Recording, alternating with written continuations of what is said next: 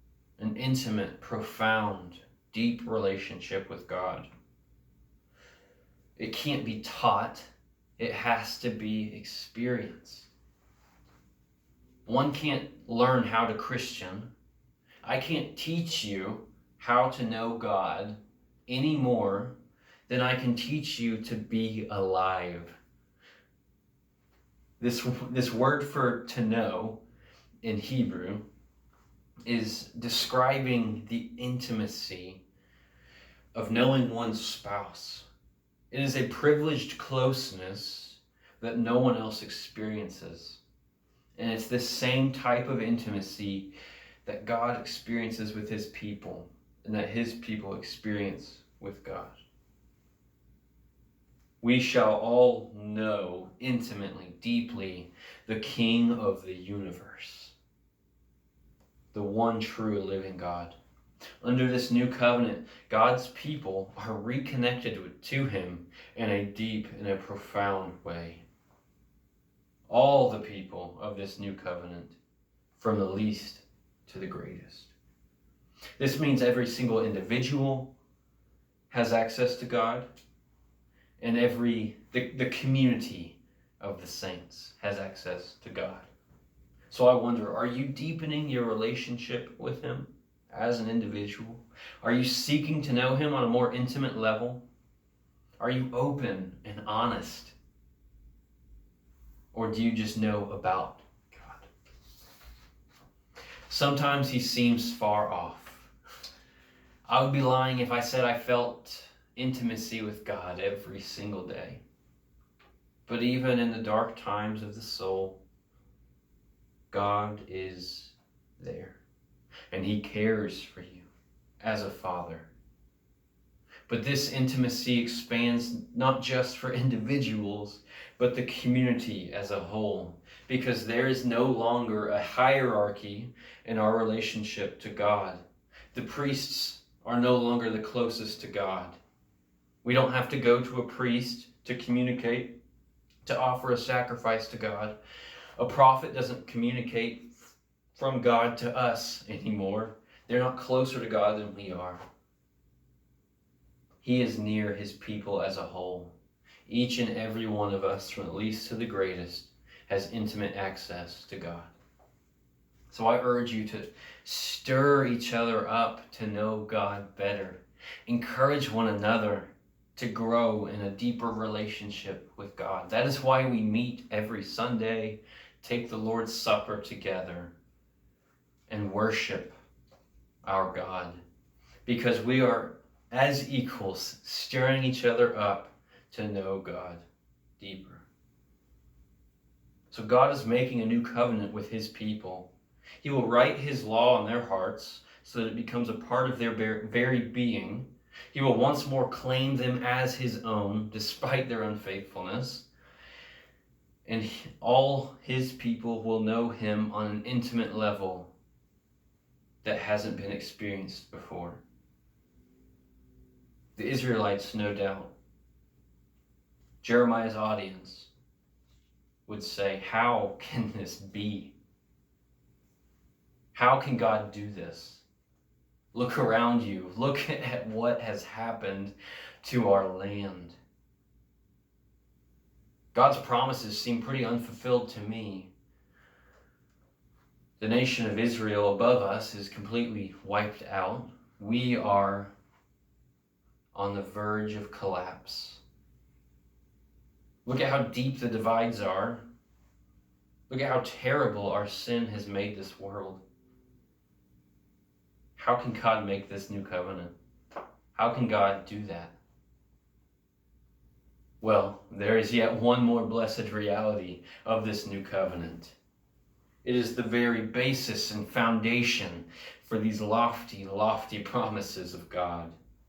He says this, "For I will forgive their iniquity. I will remember their sin no more." Forgiveness is the basis of this new covenant. God does not write his law on people's hearts. God does not claim people as his own, and he People will not know God intimately unless he forgives sin. And because he forgives sin, obedience becomes a delight. We know him on an intimate level, and we are his people. All the times Israel has willingly rebelled against him, all the times we have willingly rebelled against him and missed the mark in terms of his divine law, forgiven, forgotten. Israel was experiencing the fury of God's judgment because he remembered their sin. But what a beautiful thing it is when God, the all-knowing one, forgets. Imagine the news this would have been to those who may have been listening. Through the sacrificial system, they could offer an animal to be killed in their behalf, and their sins would be looked over. They could present an animal to die in their place, and God would forgive their sin for a time. But now they're hearing, God's going to forgive my sin forever? What if I sin again? Do I have to offer another animal? He would never remember their sin again? No more sacrifices would need to be offered? How can this be true? And I think we, as New Testament believers, have a vantage point. We know the answer to be Jesus. I know it's a Sunday school answer, but the answer to how can this new covenant come true? How can God forgive sins? A holy, righteous God? Jesus. Remember at the Last Supper, he says about the bread, this is my body broken for you.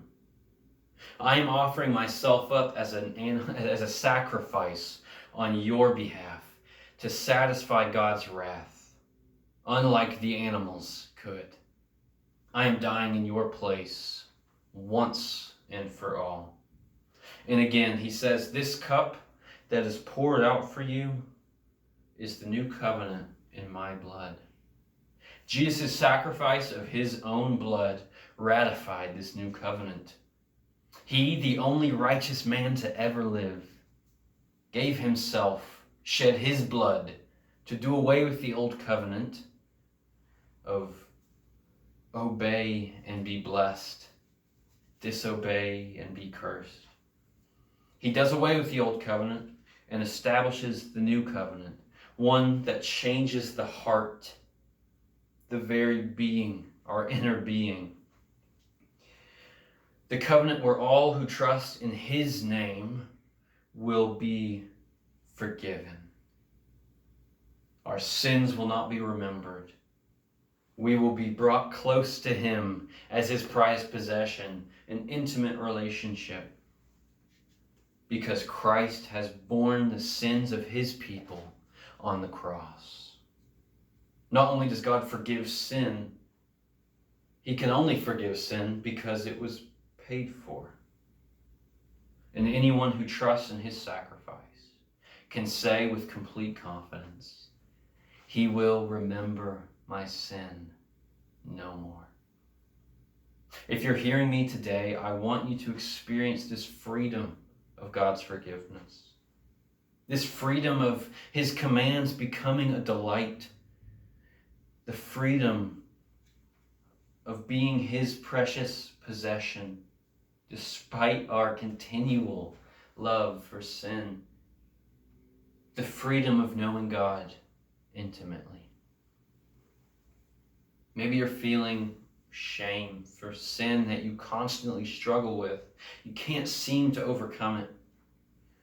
Maybe you're feeling far from God's presence, or you feel forgotten. But today I urge you, set your mind on the blessings of this new covenant. That though we don't experience its fullness, we experience realities of it still. That our sin is forgiven. Though we fight our sin, it will be forgotten. Though we feel far off, he is present. Though we feel forgotten, we are his possession.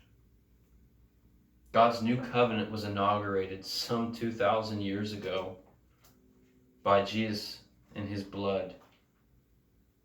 And we as believers do not experience the fullness of this covenant, but we eagerly await Christ's return, when he will fully and finally establish it, when these realities will become truly and fully fulfilled. So as we close today, hear these words from Revelation.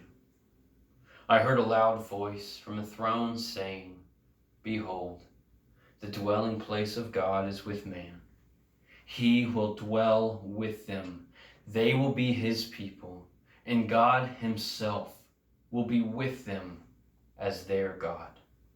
He will wipe away every tear from their eyes, and death shall be no more. Neither shall there be mourning, nor crying, nor pain any more, for the former things have passed away. And he who is seated on the throne said, Behold, I am making all things new. Rejoice in this new covenant.